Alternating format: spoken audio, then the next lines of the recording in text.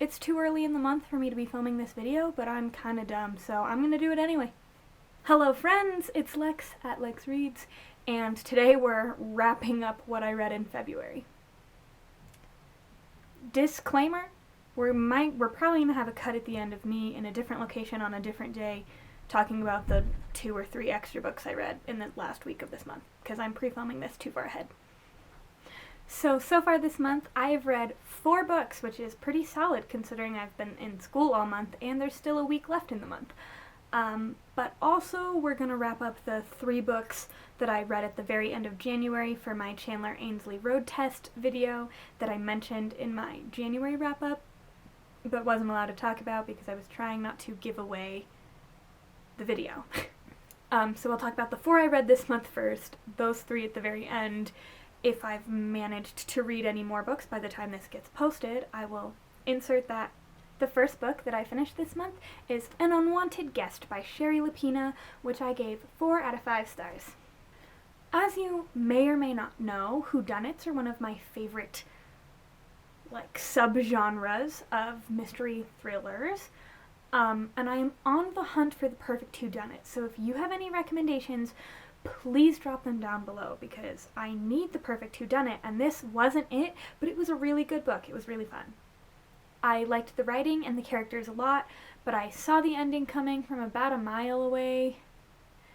This one is a bottleneck whodunit mystery following a group of people that are snowed in at an inn at a hotel. And it's so icy and snowy that they cannot get out.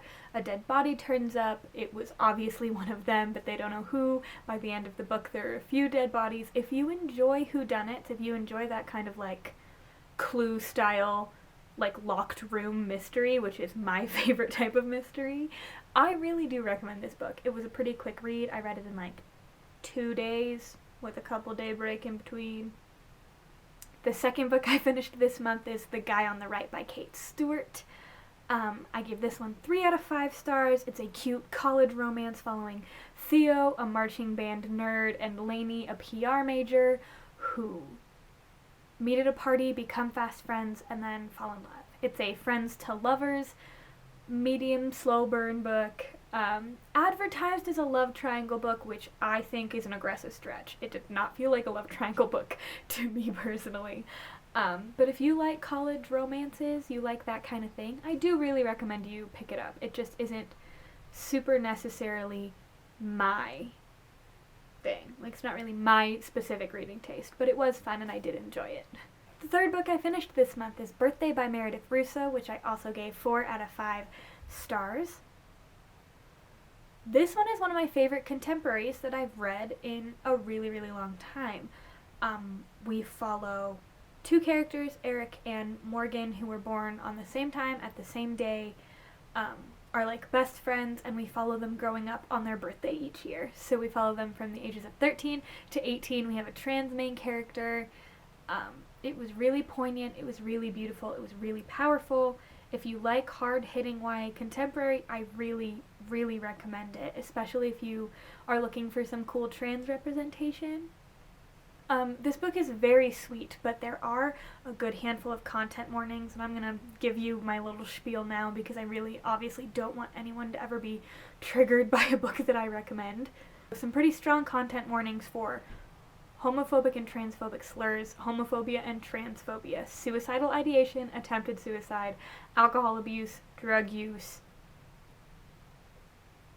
bad family situation, dysphoria. I think that's everything. Just take care of yourselves.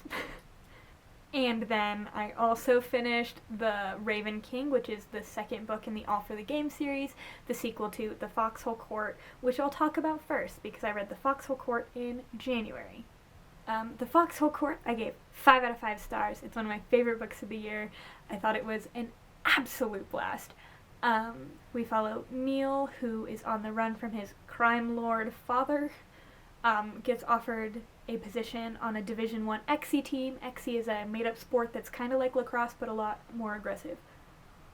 This is a found family sports book, which I didn't think was going to be my thing. I read it for my Chandler Ainsley road test video, which is linked down below in case you're interested. It was such a blast to do.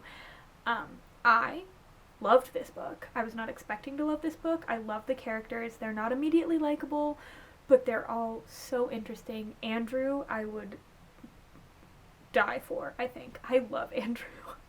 He's kind of an asshole, but I love him. I love Neil. Nikki I would protect with everything. Kevin's kind of the worst, but I adore him. Dan is just the coolest person ever. Allison is a badass. Renee is just so sweet and adorable, and I love her. Matt is great. So good. So good. I highly recommend it if you haven't read it. The writing's not like the best writing I've ever read, but I don't even care because it's such a fun read. This is like a cult internet favorite. It's like a cult classic book on the internet. I think specifically Tumblr, but if you didn't know, I'm like a little bit of a Tumblr addict, so that tracks.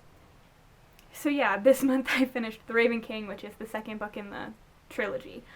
5 out of 5 stars, really enjoyed it. This one was like twice as long as The Foxhole Court, and I was living for it. So I might actually finish the third one. If I have, I'll insert it here. If I haven't, we'll cut this. But this one, I finished The Kingsman, 5 out of 5. Not sure what the fuck I read, but it's 5 out of 5. And then I went back and reread The Foxhole Court, and I'm in the middle of The Raven King, because apparently I have a problem. And I'm not going to do any fanfiction wrap-ups, because I'm a lazy hoe. Another book that I read in January is Rock by Anita Sunday. I also gave this one 5 out of 5 stars. This one follows Cooper and Jace. It's very morally questionable in a way that I was not anticipating enjoying. They are two stepbrothers that fall in love, which is not really my thing. I'm not into that typically at all. It makes me like feel a little bit icky inside. But despite the controversial content matter, I really liked this book. It's one of my favorite romance books that I've ever read. I bought a copy. I got it on Kindle Unlimited for the video, for the Chandler video. And then I bought it after I finished it because I liked it so much. It's weird. I feel it too. But it's a really sweet coming of age story with like the questioning of the sexuality and the found family and like the supportive sibling dynamics, not just between Jason, Cooper, but it's just a really good book. And if you aren't a little bit squicked out, like if the concept doesn't like really grind your gears, I do recommend it. Alright, the last physical book that I read in January that I have to talk about is Punk 57, which I gave 1 out of 5 stars. I absolutely hated pretty much everything about it. I liked a total of like 50 pages of the almost 400-page book. The characters, for the most part, were absolutely insufferable. They were kind of obnoxious. We follow Ryan and Misha, who got set up to be pen pals when they were kiddos. They continue to be pen pals into their adolescence. Hate sex, mistaken identity. Identity porn is what I always call that trope, because I like that trope in fan fiction. Like specific fandoms, I dig a good identity porn fic. But in like the real life stuff and the contemporary, it kind of freaks me out a little bit. I'm not really a fan.